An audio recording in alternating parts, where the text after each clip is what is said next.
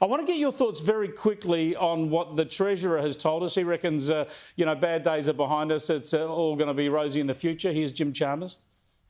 Well, I think when it comes to inflation specifically, the worst is behind us. If you think about the fight against inflation, the worst is behind us. The peak in inflation is now in the rearview mirror. We hope he's right. The worst is behind us, Keith. Well, I'll translate that for you. The Treasurer is telling Australians who've never had it so good. Let's pretend he's not running an economy, he's running a pizza shop. And every few months you get a pizza, but the pizza's getting smaller, the prices are going up. But he tells you you've never had so much because he's cutting the slices into smaller and smaller pieces.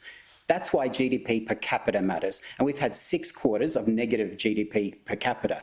And that matters more than just an artificial number that economists talk about. It's directly correlated with life expectancy, with education, and with happiness. So Australians haven't had it this bad in a long time. They know it and they see through the Treasurer's spin. Yeah, you're spot on. The per capita recession continues. Now, there's another story I really want to get your response on. It's a story that the 9 newspapers and Channel 9 have been running strongly, and I want to get your views as a veteran because it relates to the death of 4 Army airmen in a Taipan chopper crash off Queensland last year. An inquiry has heard from a former test pilot who warned that the new Army navigation aids on their helmets were not safe. Have a look.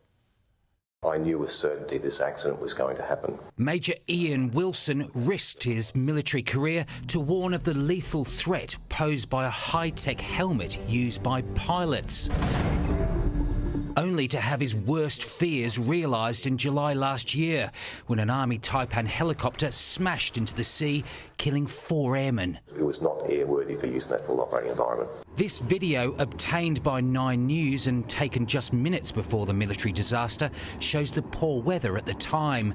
The ill-fated Taipan had been turning in close formation with 3 other choppers off Hamilton Island, at low altitude, in low light, and with no visible horizon.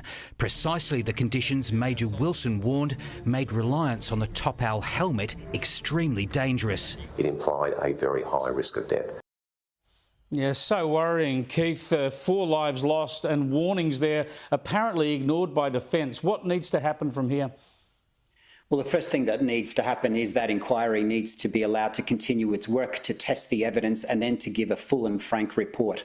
Then government should read it properly and recognise that Defence has this tension built within it. It has a very strict hierarchy where if you disobey a lawful order, you can get thrown in jail.